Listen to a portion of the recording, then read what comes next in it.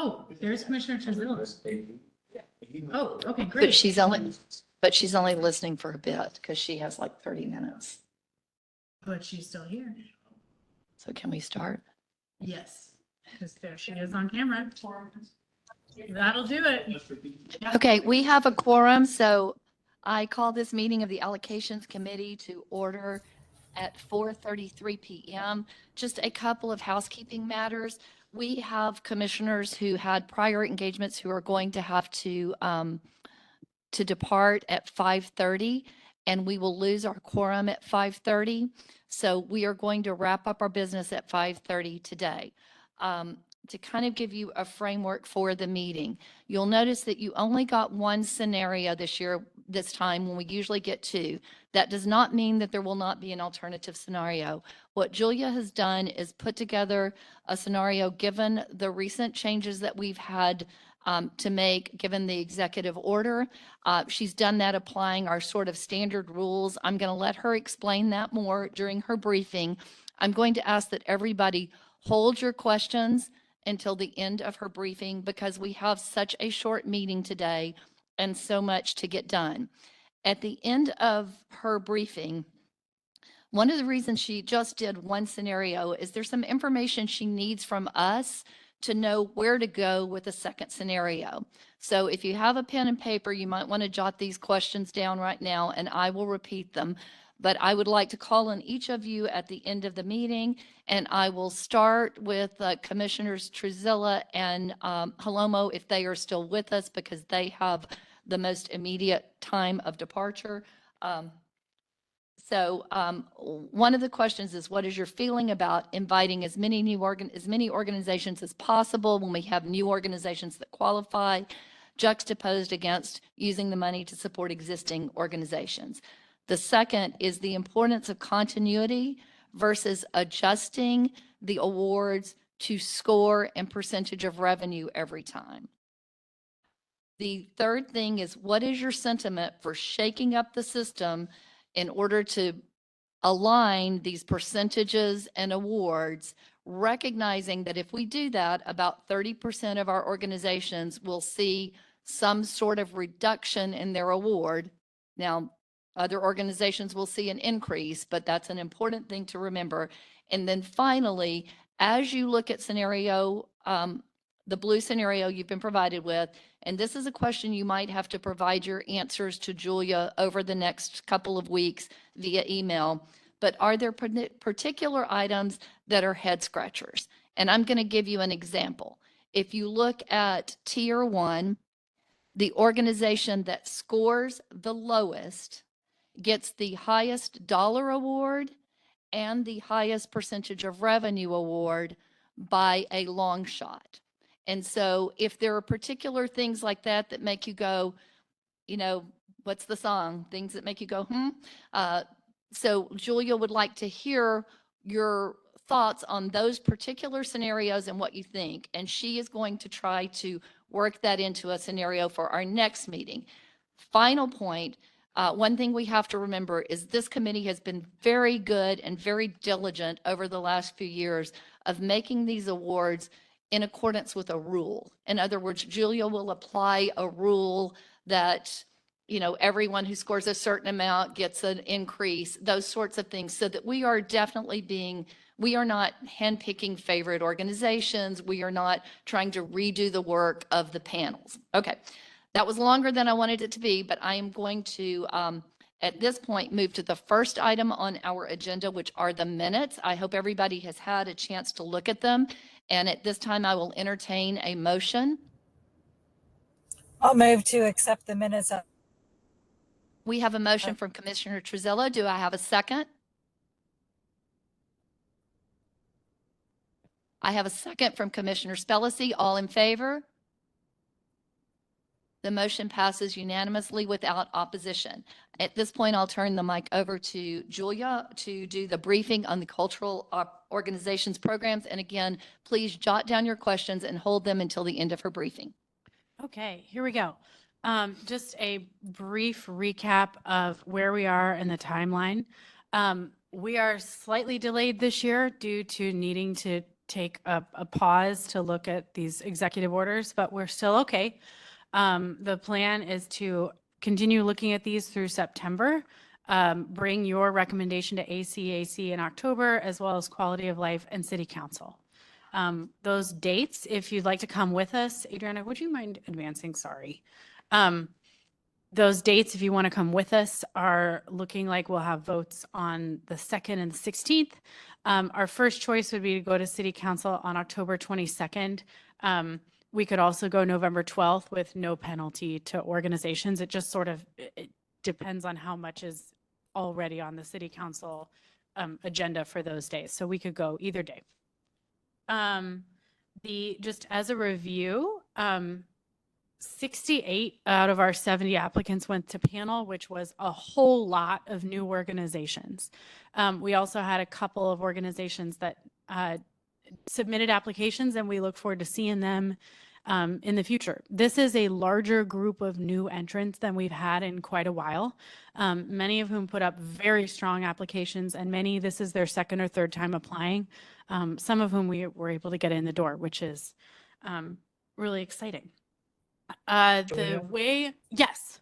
Madam Chair, should we be watching slides right now? Yes. Okay, I don't see anything. I'm sorry. That's okay. I Thank you don't for see following the anything down. either. Same. Okay. Thank you. It was working earlier. Shoot. We will see if we can get that up. There for we you. go. Do you have it? How about now? No. No. No. Okay. Can Hey, you Jeff. pull up your briefing deck that was sent out to you with the materials last night? My phone, I cannot because then I'll lose video and I won't Sure. be in compliance. Okay. Thank you. We'll pause for just a moment and see if we can get it working. Thank you for calling that to our attention.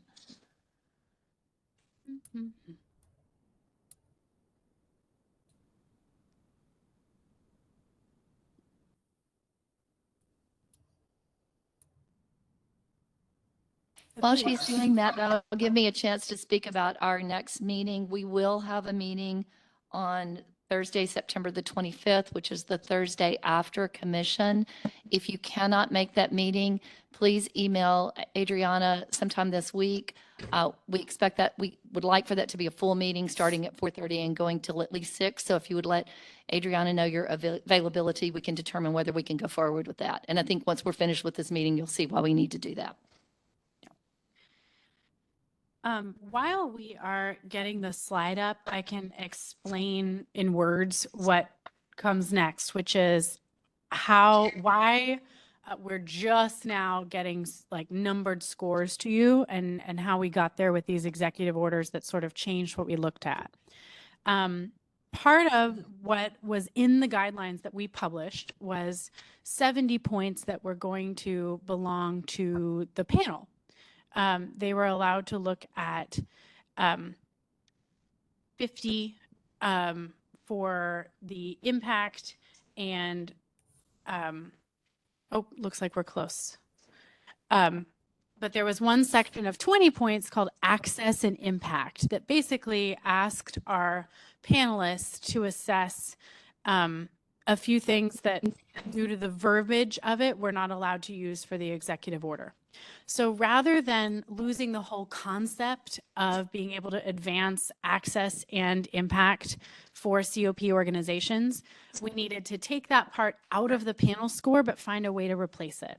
And so the way that we were approved to do that was a very short 10 question survey. 5 of the questions in it were about access and the other 5 were about impact.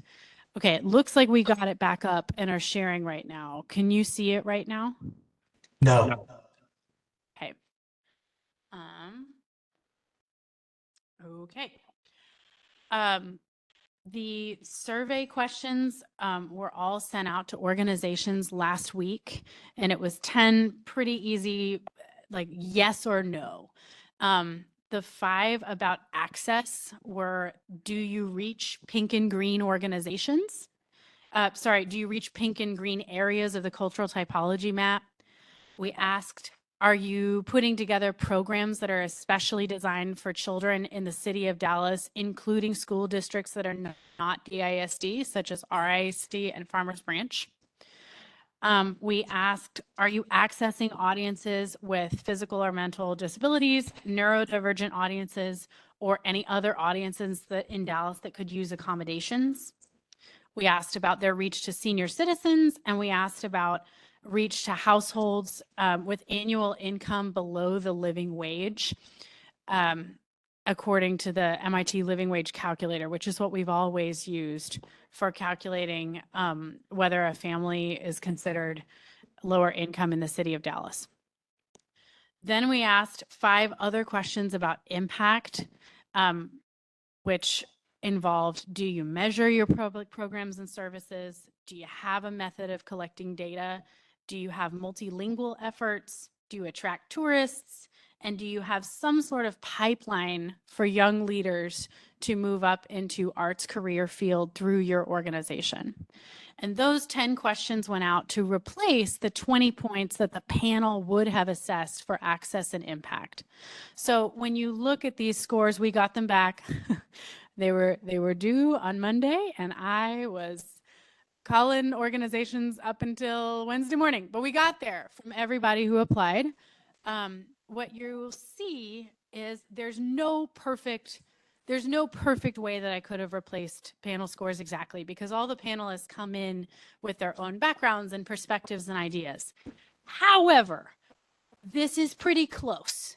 And I do still recommend the survey, because when you look at the scores that people would have received from that panel out of 20 versus what they actually got on the survey, 75% of the organizations were within 3 points either way. Like they did a little better on the survey or they did a little better in the panel. A good majority of them were in that range of within 3 out of 20. The average difference was 1.3 points, which Yay. is pretty good. Yay, she did it. Thanks, Adriana. We are working with technology over here.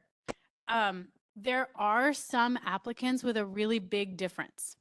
There were some organizations that I think may have been just a little too honest in the way they answered the question. And if they didn't have a full-blown like sign language theatrical production, they didn't give themselves multilingual points.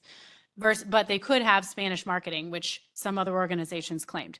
So if there is a huge difference between the survey and the points that panel gave them, especially if the panel gave them a lot higher, I'm in the middle of calling all those organizations to make sure that these scores are right.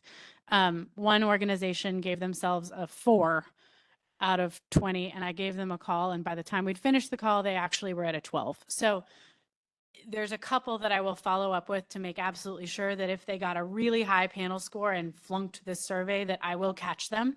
But on the whole, the scores of the panel are pretty darn closely matching this, which I'm really proud of. It was a way that we could keep the idea of access and impact without throwing the baby out with the bathwater, even if the verbiage that we use isn't exactly the same, without adding a whole bunch of work to our organizations. So that said, that brings us to, we have everybody's points now. So the Adriana, are we up and running on the, okay, can we keep going? Keep going. Keep going. We've talked about that. Yep, keep going. We talked about these surveys. Yep, keep going.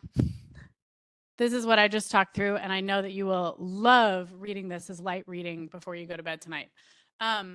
The blue scenario is where we ended up.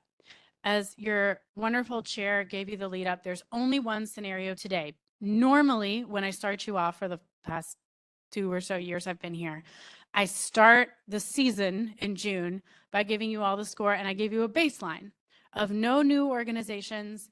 We give no difference in funding than we have the year before. Here's just the scores and if everybody got what they got last year, and you can sort of see where the chips fall.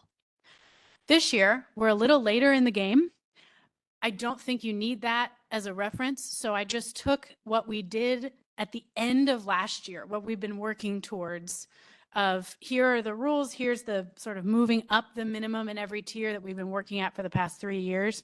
And we just start there. We start with a pretty decent one and then kick the tires at it. So if these themes and rules sort of look pretty darn familiar, it's because this is what we did at the end of last year for COP. So here's what this scenario includes. It prioritizes bringing in new organizations that scored at least a 90. You had to score at least a 90% of all possible points in your tier at a base rate that is close to everybody else in the tier.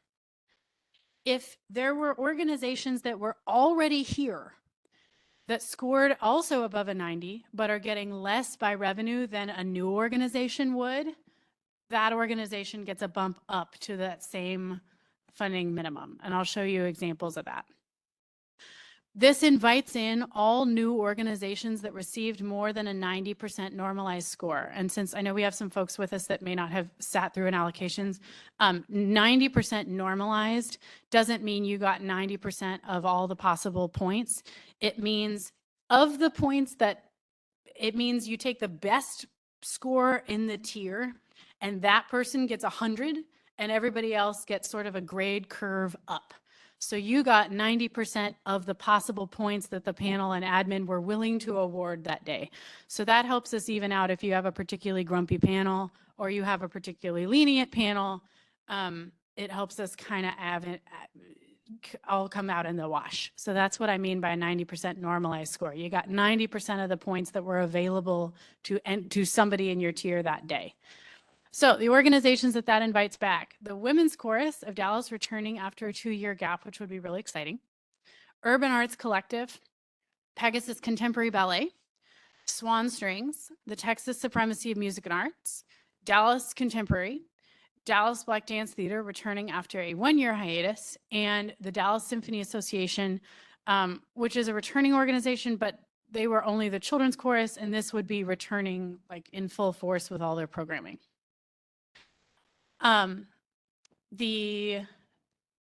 This is the same strategy that we used in our final scenario last year. One thing that Glenn wanted me to be really sure to let you know is that this is expensive and our budget is still pending. So this awards like a lot of bumps up and a lot of new organizations. And I think I'm a really gracious person. I asked him yesterday for $1 million and I got it all the way down to 600,000 that I'm asking for.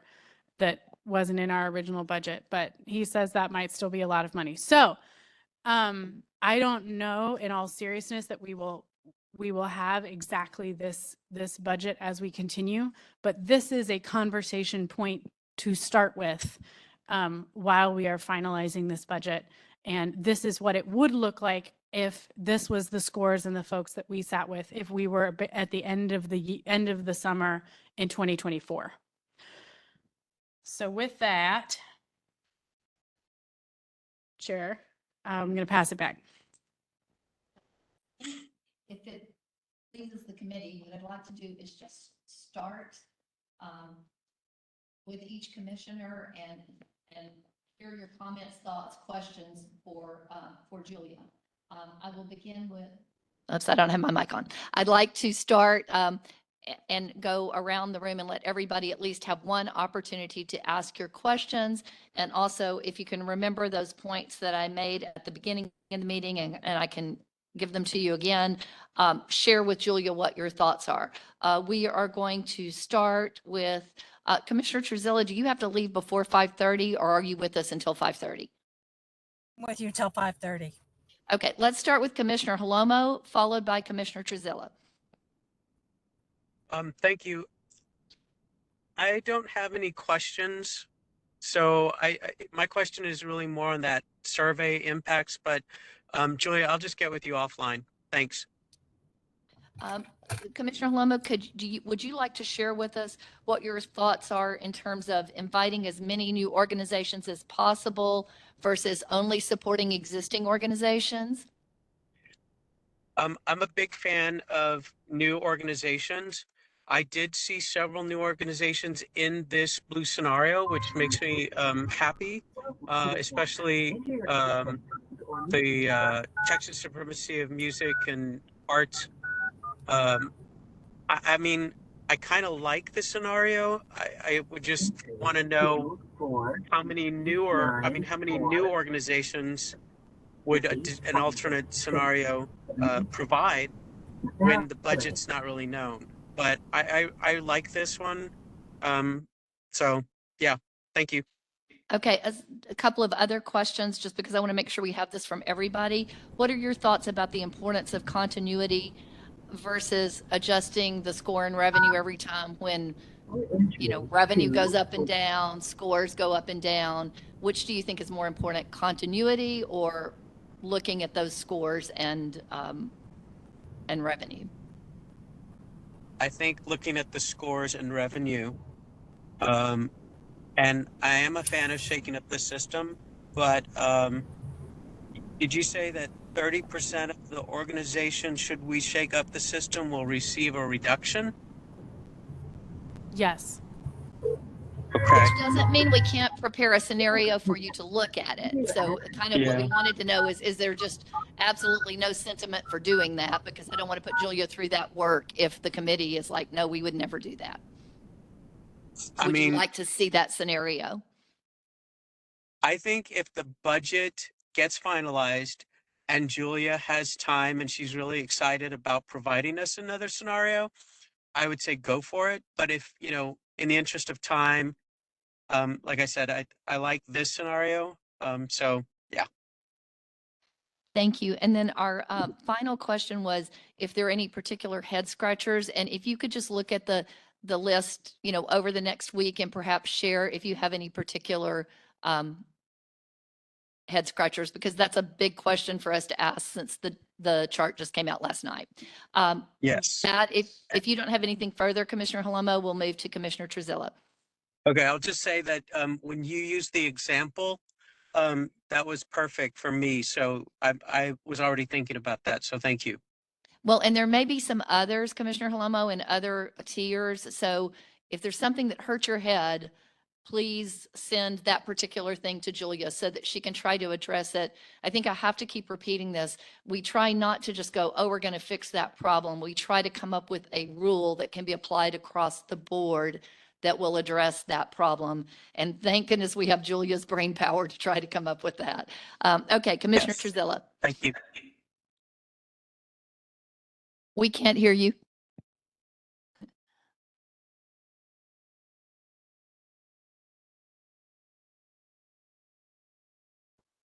Okay, can you hear me now? Yes, thank you. I thought I was trying to call in on my phone as well, because in case connections. I am not opposed. I heard the quality of life committee very loud and clear last year when they said, I can't remember what, I think it was maybe, I can't remember who said it, but just because a group got funded one way doesn't mean that they will get funded the same way the next year. And for years and years and years, we have always tried to award groups close to what they got year after year, regardless of their scores. Case in point, Anita Martinez in Tier 1. So I would like to see this the same thing done, taking into account what they got in 24 and really looking at, okay, well, let's go by their scores. What should they get? And then move from there. I have a really hard time with Anita Martinez getting the lowest admin score and one of the lowest scores getting the most panel. So I know that's not a shock to anybody, but and thoughts on new members. I think we should try to, if they qualify, they should be able to apply. But just if have done funding in the past by trying to keep everybody in status quo with what they've gotten year after year after year, even though they're not moving up and their same scores are the same scores every year. Thank you. That's it.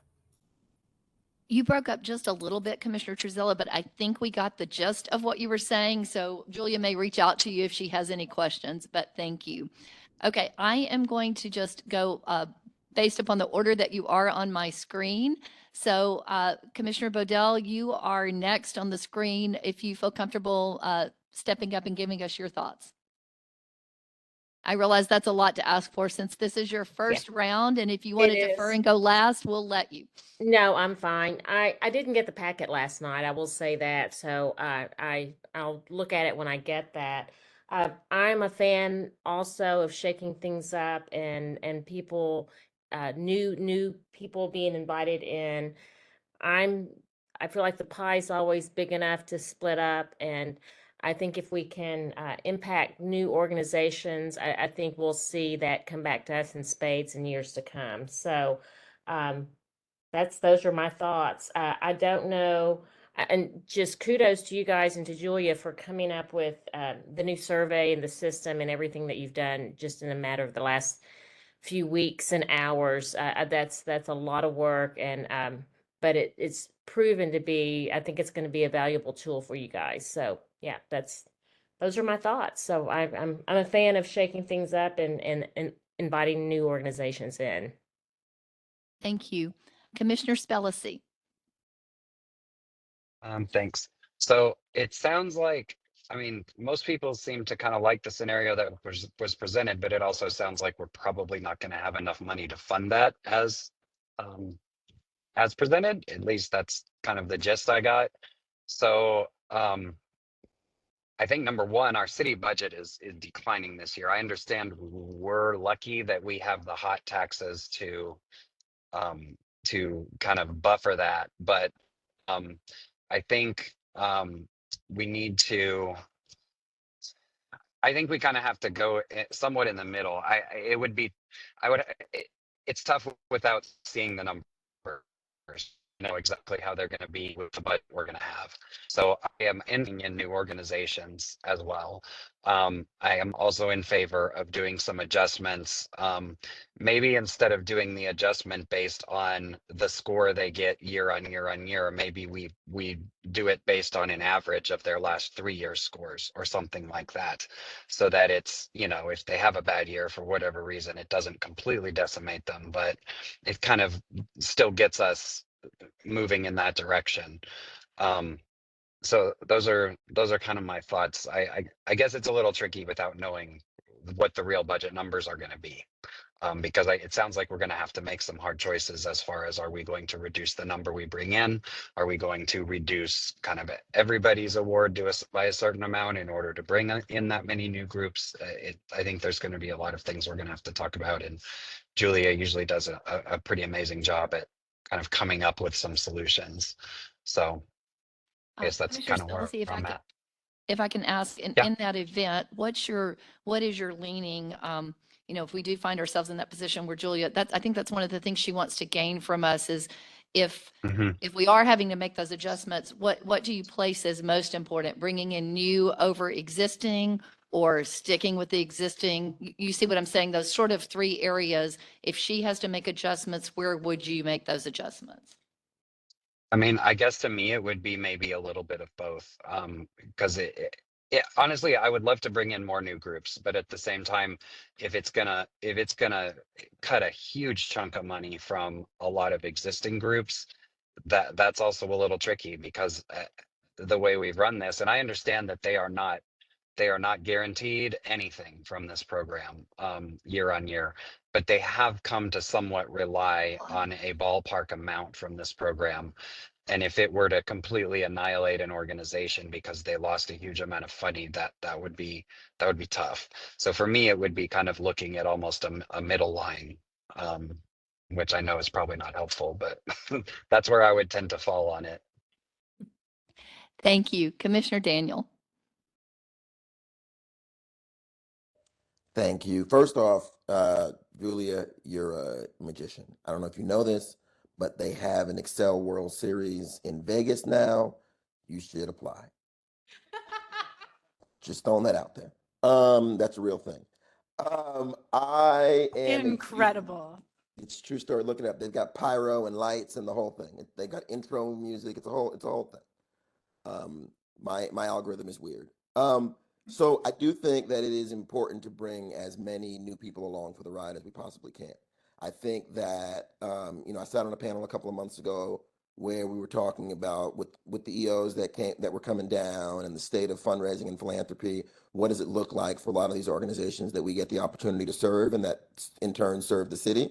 And there's a concern, obviously, because funding sources are drying up. And I think if we have the opportunity to spread the net wider, to bring in more organizations, I think that's ultimately better for our city. I think it's better for the artistic integrity of our city because we're saying, hey, when things are changing, we're going to step up and make sure that more of you have the opportunity to do the things that you are passionate about doing. So that's number one. Number two, though, I think we have to message it in a way that it's clearly understood in two ways. One, the understanding is we are welcoming more people into the fold. And yes, that will mean a reduction in some cases, potentially for others, but it's ultimately for the betterment of the ecosystem of the arts in the city of Dallas.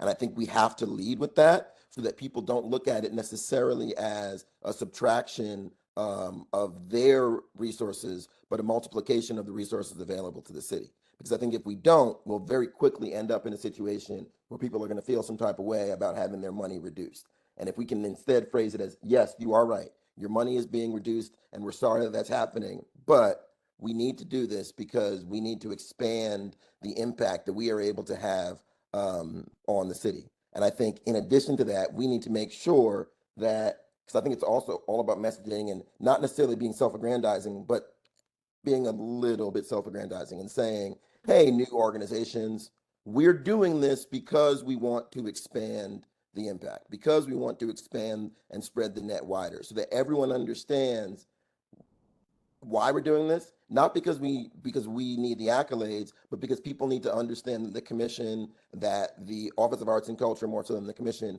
is a resource for them that is actually fighting on their behalf to make sure that they have access and are able to provide access to the arts. So if shaking it up means that we have the opportunity to bring in more, I'm for it, recognizing that it will lead to a potential reduction it will lead to a reduction for others. I think we have to message it to them in a way that they'll accept it, and not just in a blanketed, hey, everybody, here's what's going on. Maybe it has to be a conversation with individual organizations to help them understand what we're trying to accomplish. So yes, get as many people in as possible. Make sure they know that OAC is working for you, working to expand the arts and access, and shake it up how we gotta. And I got Southwest points if you need to get to Vegas, Julia. Thank you very much.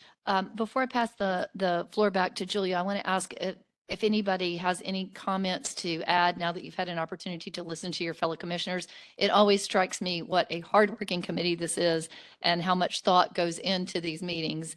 And yet there always seems to be a pretty general consensus. But as everyone was speaking, if anybody would like to add before I pass it to Julia, Commissioner Holomo. I just have a question. So with the new 3-year program or timeline that we adopted last time, all the new people who would get awards are listed as new. This would be year 1 for them, and everybody else is year 2. Is that correct? No, this is year one for everybody. Oh, gotcha. Okay, cool. Thank you. This is just a year 1 year. Yeah. Julia, would you like an opportunity to sort of summarize and ask any questions, or do you feel like you got what you needed from the committee? I think this is, may I float out to you where I think I'm going to go next with what I just heard. And if this doesn't sound like what you want, somebody holler at me. So first scenario would be sort of this, but with some attention to organizations that maybe didn't score quite as well, but maybe like wild outliers. Some pulling back on funding of those. So this adjusted a little bit So it's still as many new organizations as we possibly can, but with some adjustments for those that are out of whack. And then the second one would be, I'm honestly not sure yet. It sounds like there's a lot of desire to focus on more score and revenue than sort of stable continuity than I thought there would be. So let me think on what that will look like. But it would be something to address that. I want to thank everybody for being so concise as we got through that.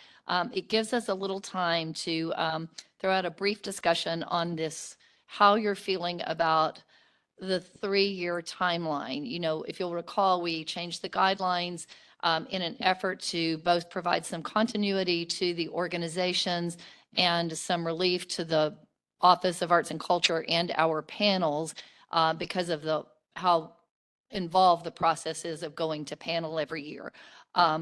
So we wanted to have a brief discussion on how you're feeling about that in general. And if you feel like all of these recent circumstances, you know, changing the matrix where we have this access and impact questionnaire, which we'll have an opportunity when we work on the guidelines to incorporate that into the guidelines this year.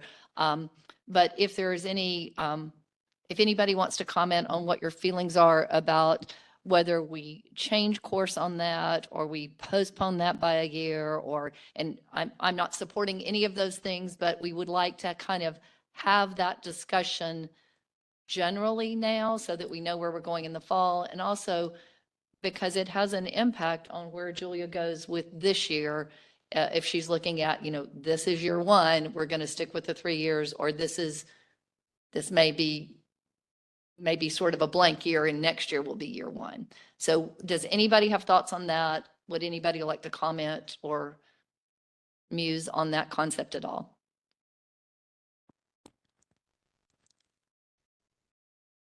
Commissioner Trezella. Are you asking if we should delay the 3-year this year? Would that be something you even want? We can't do it right now because we are I don't under the think so. guidelines.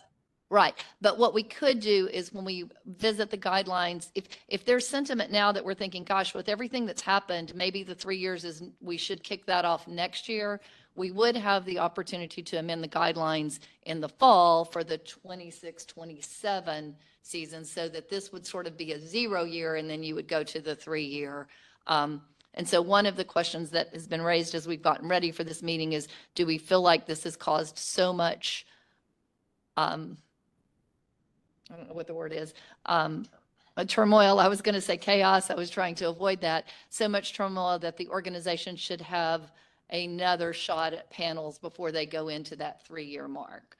And if there is any sentiment for that, it's good for Julia to have that in her head as she's bringing these scenarios to us. If the sentiment is, we want to stick with the 3 years, that's important information for her as well. Do you want to add to that? Well, my personal opinion is we stick with what we had already briefed everybody on. I feel that too. The context of where your chair is coming from is where I am sitting. The panels are very important for people because it's 70% of the total score. And as great as close as this survey is, and I'm still going to vouch for it this year, it is as close as I could possibly get. What we put in the guidelines included 70 points of panel and an additional 10 points in the admin about staff and board diversity. And we told everybody that's what we're going to grade on. And due to events of this year, we now no longer have those 10 points at all for board and staff diversity. And we kind of had to make up things that we needed to ask them about access and impact for those 20 points. And so they went from having 80 points that they knew about to 50, which is kind of a lot. So when I'm thinking about my experiences on the other end of this table and being one of those organizations, I'm not sure that it's fair to have a score that's going to hold you for 3 years be one that you didn't know exactly what you would be graded on until you were in the thick of it. So that is what I had tentatively voiced out loud to your chair in prepping for this meeting, that is something that is, as she was talking about, a head scratcher. That is my personal head scratcher right this second. Is there a world that we should consider funding close to this way in this method that we have been doing it, and then rallying the troops this fall, getting our folks together and saying, okay, executive orders are what they are, new guidelines are what they are, and we're going to fund a little differently than we always have. So get ready. Here's what it's going to look like. And 30% of y'all might have funding cuts, and it will be because of the good of the ecosystem, and we will work it out, and it'll be more sustainable over time. Hang with us. Let's talk about what could be in these guidelines that you want us to grade. So that is something that I very tentatively have voiced to your chair as something that we could consider in a future meeting. However, for today, the things that I really needed from you, you covered, which are, where do you want me to go from here? So I have a lot to think on. But if you are also noodling on that question of whether this 3-year thing, because we are now scoring on things that, we can't take into account things that we hoped we could, and we're making up things to fill the gaps that are pretty close, but not quite. If you have thoughts on that, would be happy to take those too. Commissioner Halema. Thank you. That's a very valid and thoughtful, and thank you for thinking about it that way. My question then would be, is this impact and assessment questionnaire survey, would it change because of feedback that you've gotten, or, just maybe something happens next year and it would change again? I'm just curious if you've thought about it. So my hope is that we don't actually have to use this survey again. We'll give it back to the panel. It's just that the things that I took into account on the survey are very careful in their verbiage and their wording, that they're all federally compliant, and we could ask the panel to look for those things. So the idea would be next year, we'd still go back to our 70-point panel. It would include all these things from access and impact. We just could not use it this year for legal reasons. So this is the best of the next options. Okay, thank you. Commissioner Trezilla. I just wanted to say I appreciate that explanation. I understand it more clearly now. And I'm siding a little bit more with you on that now that I understand it. So thank you. Thank you. I don't need your, your chair is being very kind of floating this idea to you when I gave it to her in a very short time ago. So I will bring it back in a future meeting, sort of as a side note to this. If it's okay to move on, considering our time, there's a couple more things I want to tell you about in the staff update section. If that's okay with, okay. I just want to be respectful of your time, as I know I'm going to see a lot of you this month, and I'm so grateful. So thank you for being with us. In staff updates, I wanted to tell you, as all of you are champions and advocates for the arts here in Dallas, I wanted to make sure that you were 100% clear on the executive order's impact, the community meetings we've been having, and what's happening with your funding programs, so that your organizations can hear it straight from you. So the good news is we have, in the last couple of weeks, we have been busy. We have relaunched Culture of Value for 2025.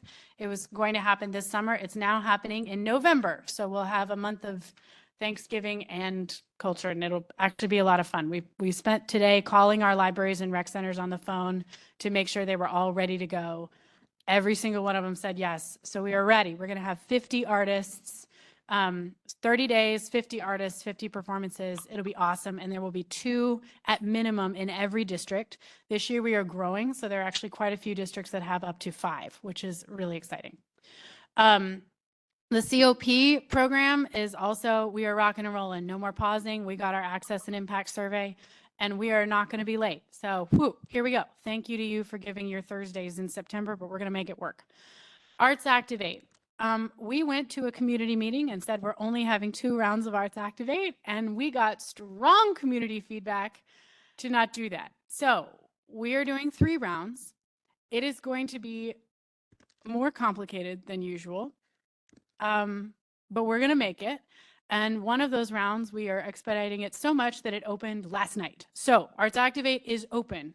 It is open for 17 days because that is how long I got to put it through panels, but it is open right now. So if you know folks that are interested in Arts Activate, website's up, it's ready. Get your people going. The only program that is still under review is the Community Artists Program. That one, we just don't have answers yet. We're still working with our task force and our legal team to make sure we're ready to go on that and we are legally resilient. We do not have answers on that one yet. We have already reached out to applicants of Culture of Value and Arts Activate Round 1 so that they know what's going on and the dates that they'll be told. It does mess with the start date of Arts Activate. Next month, I'll tell you what that will involve, but we've got a plan to make sure that organizations that applied with the guidelines as they were in July still get a shot, even though the guidelines look different now. Okay. Here's what this looks like in, ooh, that is an interesting color up there. Here's what this looks like in a chart with detail that, again, you've got this in your packet. Is basically what I just said. We're going to keep going for stuff for this year. For 25, 26, the only thing really different is the Arts Activate dates. The rounds are short. Just because we're on a condensed timeline, but we will still have 3 rounds and we will fund just as many projects as we did, as we planned to in our budget, which is great. The last thing, oh, I did put this in here. Okay, great. So Arts Activate Round 1 is the complicated one. People submitted applications with guidelines as they were back this summer, before we had all of the information that we do now about executive orders. And those guidelines said that the projects could start as early as October. My team is going to work as hard as we possibly can, but there is just no way that we can have contracts and everybody's insurance ready by October. It's just not possible. The earliest we can get things to you for your vote and through panel and all the things we usually do is going to be December 1. So for your organizations that have applied and have a fall festival or a Hispanic Heritage project or breast cancer awareness health fair, we're still considering those applications as they were submitted. So if you submitted for an October or November project date, we're going to tell the panel to ignore your date and read it as it is with our guidelines. If you recommend them for funding on November 7th, which is the date I'm going to bring these to you, we will fund organizations regardless of when their date was or is. Everybody who is recommended for funding and had a project that's now backdated, like the date is gone, we will give them multiple options to work with us. We'll either ask them to move the project if that's something they can do. We'll ask them to propose a similar project of audience theme, scope of work that could happen later in the year, and we'll fund that one. We'll substitute the award. Or if the date really can't be moved, we're going to have a look what's happening in the arts conversation in Dallas at one of the cultural centers that we will invite them to come give a talk. And we will use that as their scope of work that they can tell us what they did, have a little show and tell that'll be open to the public about all the awesome things happening in the arts in Dallas. And we will pay them the amount that they would have been recommended for funding to come and do that talk with us. Like that will be their scope of work. So that's how we're going to do it for organizations that the time is gone and that's not their fault. They turned in what we said we could do at the time, but also acknowledging that we just cannot get contracts ready by December. So if anybody comes to you concerned, asking y'all as our advocates, please help us lower the panic level about this. We're really doing our best to get questions answered from everybody. We've had 5 community meetings, but it's still hard to get the word out to everybody in a way that makes sense to them. So as you have the opportunity to be our advocates, thank you in advance for doing that. I see hands. Commissioner Holomo? Just to clarify, number 3, that's if the organization went ahead and did their full production or whatever it is they were going to do and can show pictures or videos or whatever, right? They did it anyway. Yep. Okay. Thank you. Commissioner Spellacy? Yeah, it might make sense. to get something out to them now, if they applied, regardless of like, rather than waiting until after we do the awards. I think it might make sense to just send something like a form letter to everyone that applied that just says, this is what's happening. This is what the solutions are going to be, and whether you want them to send you back what they would plan to do in that case, or if you want to wait and have them do that after the awards have been done, that's fine. But I think we should get something out to them now, at least to the groups that had proposed something within that date window that is now not going to be possible. Right. Yes. Thanks. Okay, we have done a great job of staying on our time, and it looks like we're going to be able to adjourn on time. I will just remind you all that if you have any things that are head scratchers on the COP scenario that you received in your packet last night, please get those to Julia sooner rather than later. What we really want to avoid is going through the next 2 weeks and then coming to that meeting on September 25th with the head scratchers after she's already reworked everything. The upcoming meetings are on the screen and in your packet. We'll see you next week at the commission meeting. We'll have an allocations committee meeting on the 25th, and then our regular allocations committee meeting on October the 2nd. Oh, I'm so sorry. I also forgot to mention the fabulous Adriana Portillo, who has jumped in both feet first and put up with me over the last couple days, throwing things at her with negative minutes notice to get to you. She has a new email address that things will be coming from you. Oh no, she will have. Your turn. Okay, what am I saying? I had strict instructions to tell you something. Find the mic. Hello, everybody. This is Adriana. So we are working towards creating a unified email that will be oaccommission@dallas.gov. It's not up yet, but once it's up, I will let everybody know. This will help because then if there's ever any sort of transitions, you don't have to think, oh, was it Emmanuel who sent this? Was this Adriana who sent this? It'll be just one unified email that you guys will all receive emails from. But I will let you know when we have that ready to go once it's approved with IT, but it'll be coming soon. That was what I was supposed to say. Thanks, Adriana. Okay, any final comments or questions before I adjourn the meeting?